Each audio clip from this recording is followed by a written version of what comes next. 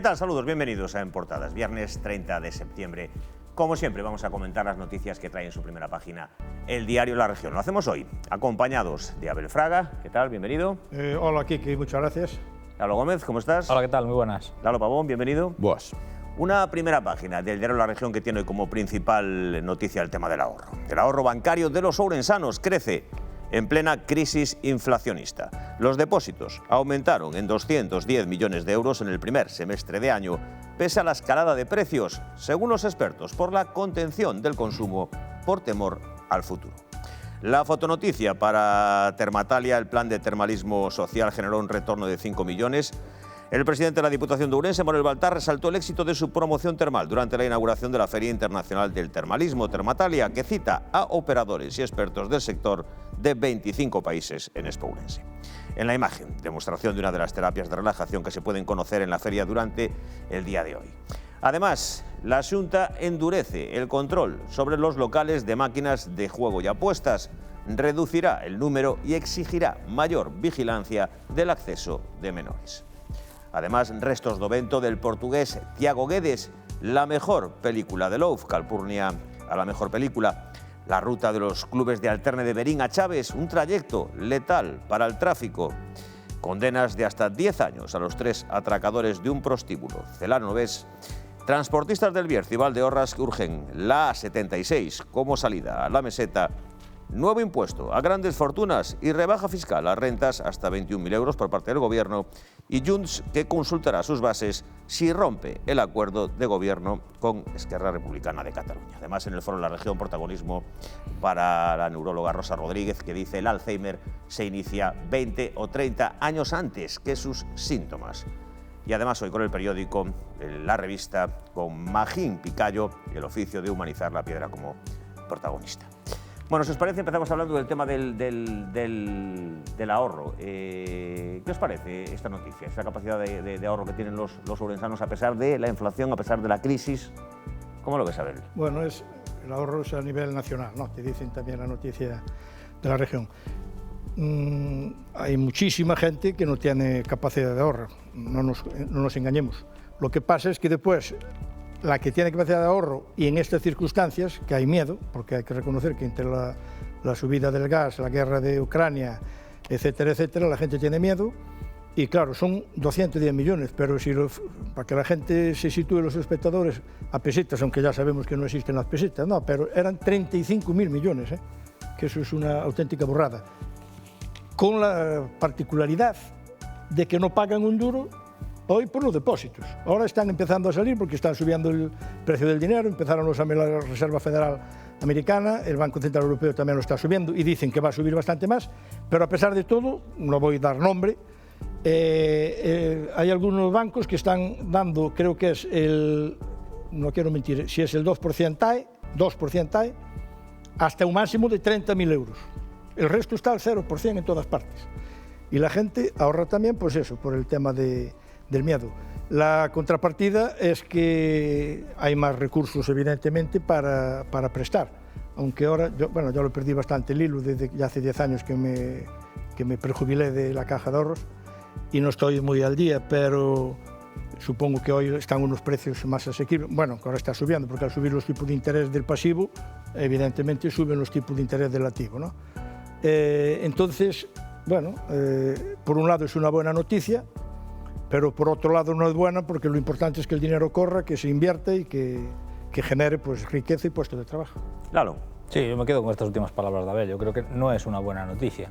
No es una buena noticia porque quien tiene dinero, si ese dinero no se mueve, no circula, pues puede suponer un problema para la economía del conjunto de los ciudadanos, ¿no? Es una respuesta lógica ante el temor, ante la incertidumbre, ante la situación política mundial y la situación económica mundial, de que ante esa previsión de que vengan maldadas en un futuro, pues la gente hace acopio, ¿no? Aquellos que pueden tener capacidad de ahorro, que por otra parte cada vez es menos gente la que tiene capacidad de ahorro, ¿no? Los que lo tienen pues pueden acumular más riqueza, pero sí es cierto que cada vez muchos más ciudadanos, sobre todo los más jóvenes, pues tienen mayores dificultades pues para hacer frente, ya no digo para ahorrar, sino para hacer frente a aquellos gastos extraordinarios que le puedan surgir en un momento determinado, ¿no? Entonces, como digo, tiene un componente negativo moi importante. Non creo que sea esta unha buena noticia. Claro. Bueno, o retraemento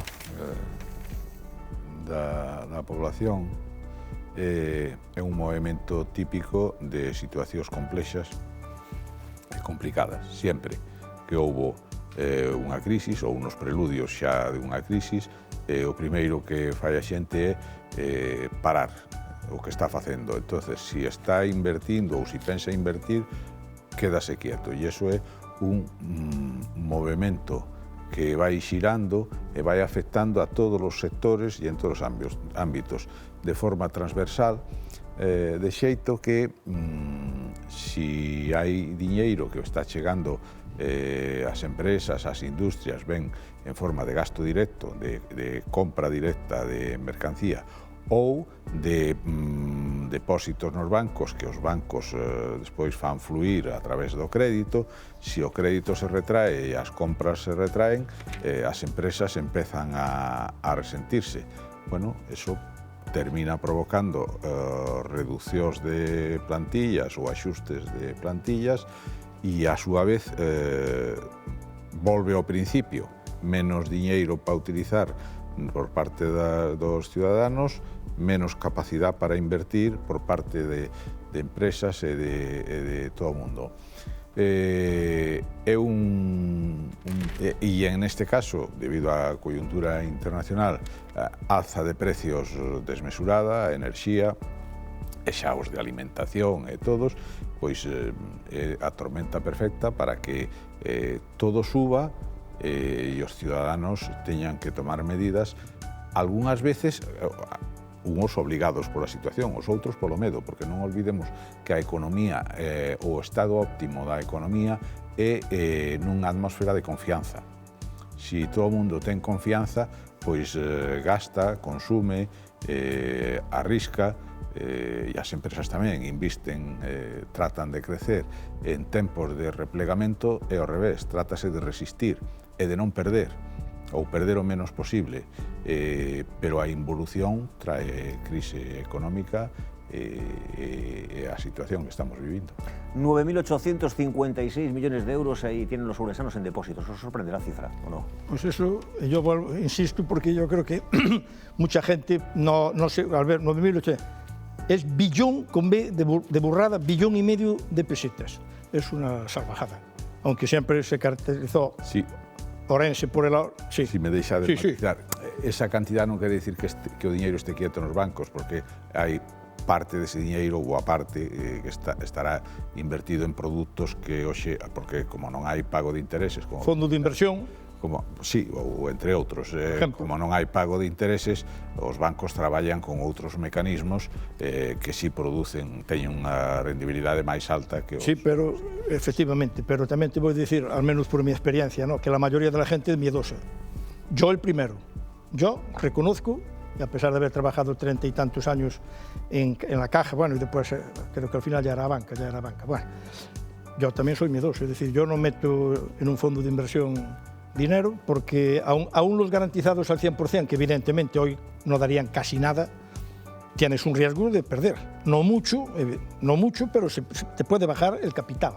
Y ya no digamos los 70-30, 70 fijo, 30 en variable, 50-50, ya no hablemos del variable. Entonces, la mayoría de la gente... En todos los sitios donde hay inversión hay riesgo. El miedo, claro. Hay posibilidad de beneficio y el paisano, empezando por mí, que soy un paisano, tenemos miedo y preferimos, hombre, yo llevo ahí unos años, que es una pena, no es que sea mucho, pero la cantidad que tengo, al cero, ni cadela. Menos mal que por ser antiguo empleado aún respetan que no te cobran la comisión, que me imagino que pronto ni antiguo empleado ni nada nos cobrarán la comisión.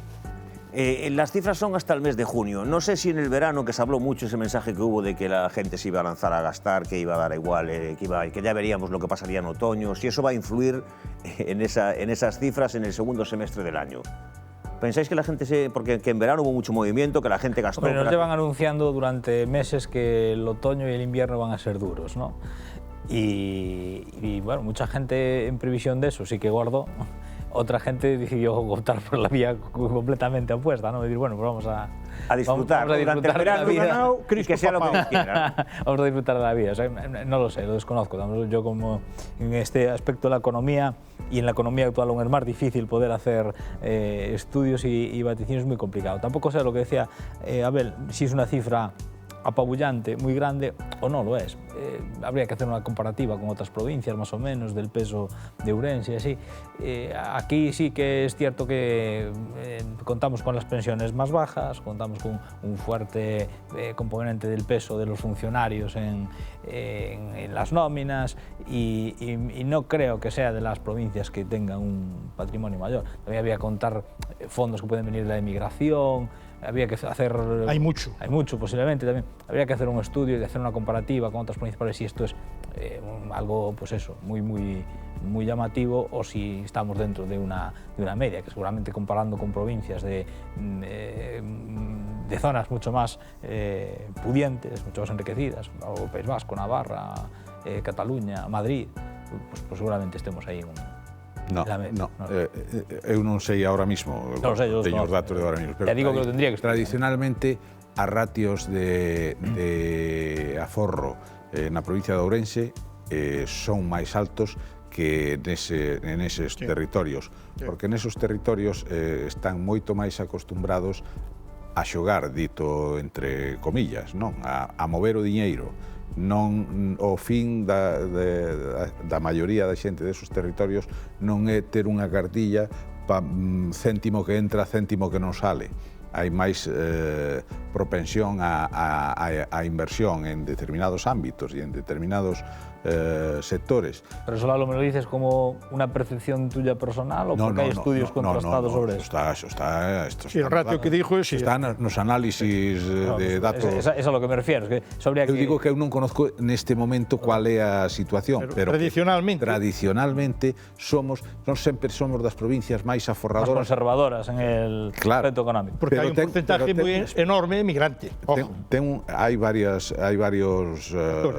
aspectos que influyen. Unha, población moi envellecida, por tanto, conservadora, porque é lógico que queiran conservar o que teñen.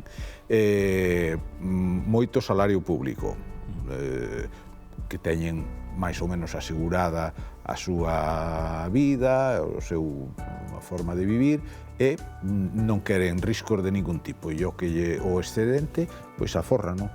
O excedente das súas posibilidades afórranos.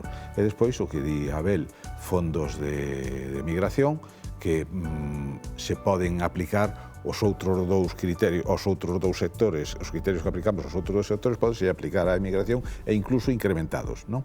Teñen ansia por aforrar. Un emigrante, en xeral, hai de todo, pero en xeral invirte nunha vivenda, ou fai unha casa, compra un piso e pouco máis. O resto son moi dados a conservalo, a telo. Ben é certo que en épocas como as que estamos agora, conservar é perder. Porque non sempre conservar mantén o tal, porque a vida evoluciona. Si conservas, perdes. Yo tengo dudas de que actualmente la emigración tenga tanto peso como tuvo años atrás. No, tanto peso no. Tanto no, pero tiene mucho. Hay mucho dinero de México, de Venezuela, mucho. Sí, hay. Mucho, muchísimo. E emigrantes que están retornando, que se xubilan e veñen e manteñen a residencia no país de emigración e van uns meses alá para poder ter o diñeiro en mellores condicións, porque teñen mellor trato que os residentes aquí. Bueno, vamos, si os parece, a hacer una pequeña pausa. Volvemos de inmediato aquí en Importado. No se vayan, hasta ahora.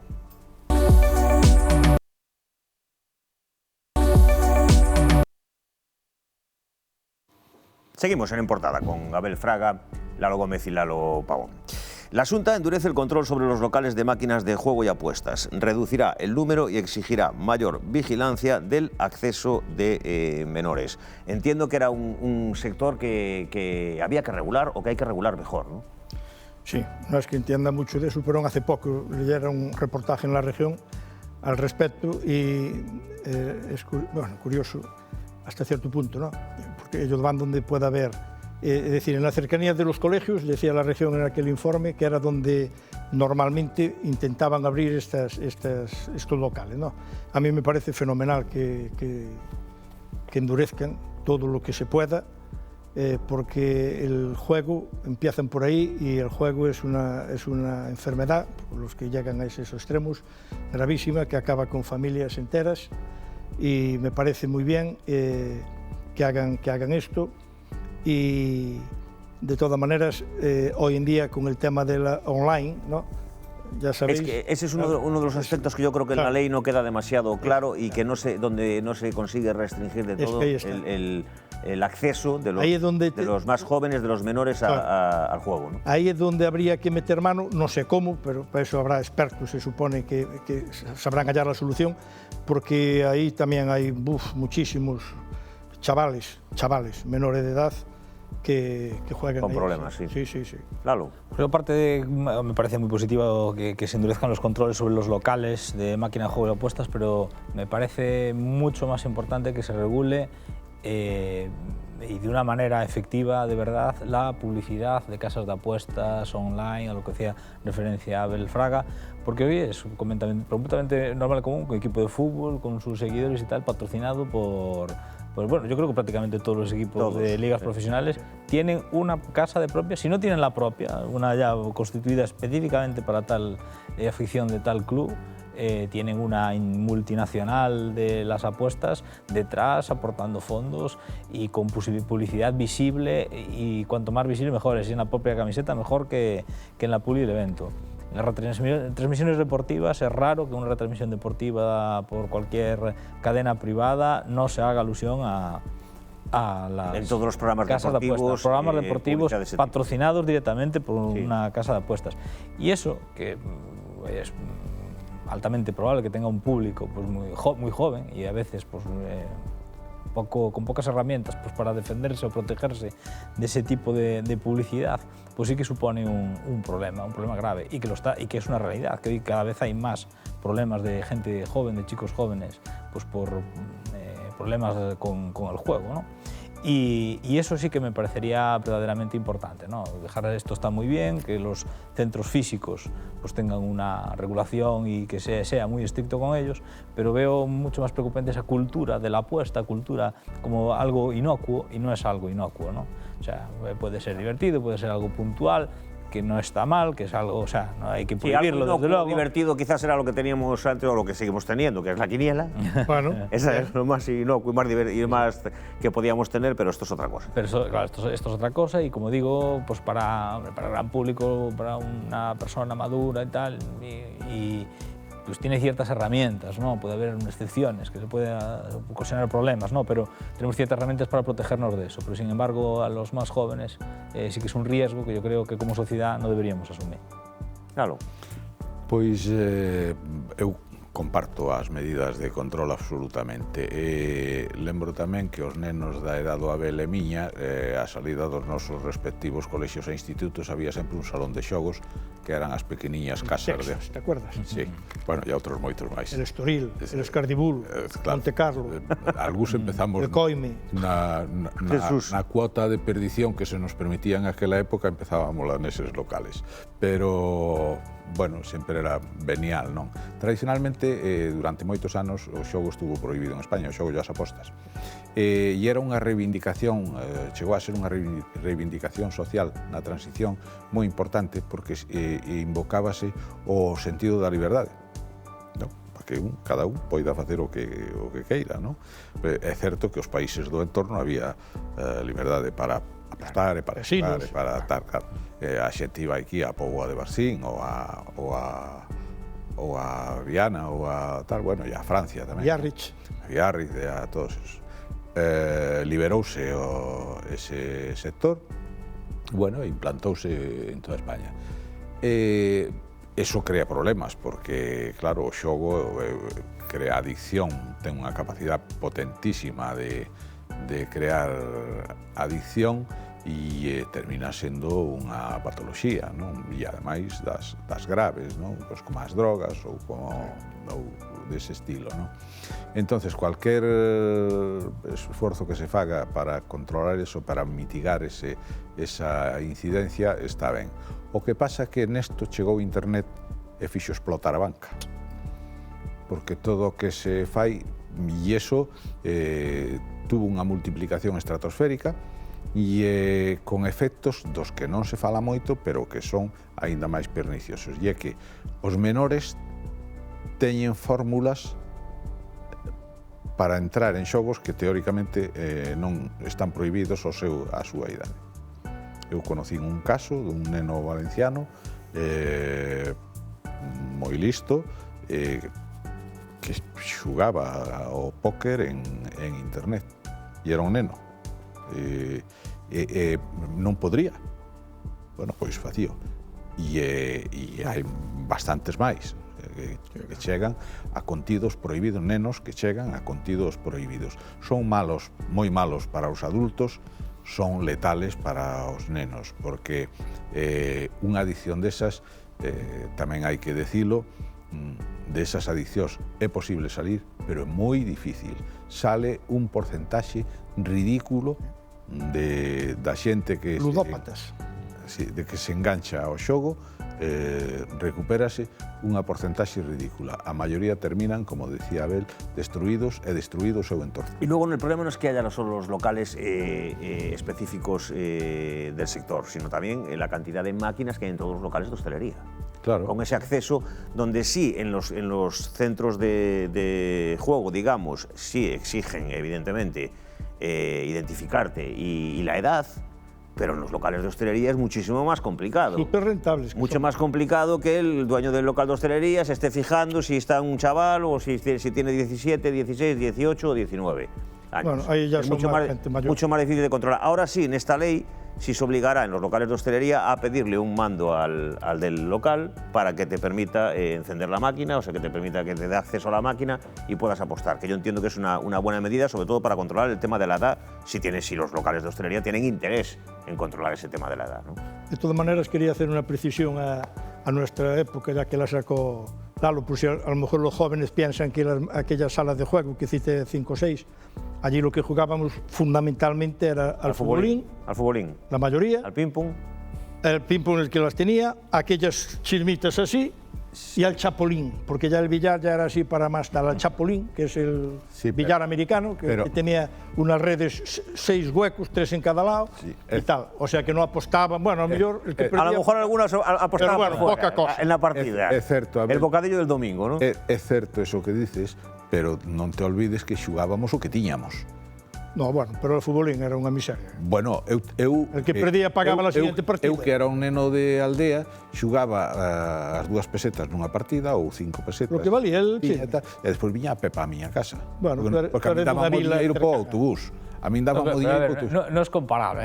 Non é comparable, pero... No es comparable. Unha cosa é apostar... Digamos que aí pagas por un servicio. Pero eu dixo era el uso de un futbolín. Claro, eso dixeno como anécdota. Sí, pero outra cosa é apostar. Non trataba de meter eso no debate. Pero yo lo precisé por si acaso. Pero en todo caso, creaba adicción. Sí, claro. O sea que, claro, gastábamos o que tiñamos. Bueno, el azúcar tamén crea adicción e tampouco hai que cerrar as tiendas de golosinas a las puertas del cole. A min daba un dinheiro para o autobús. Ya.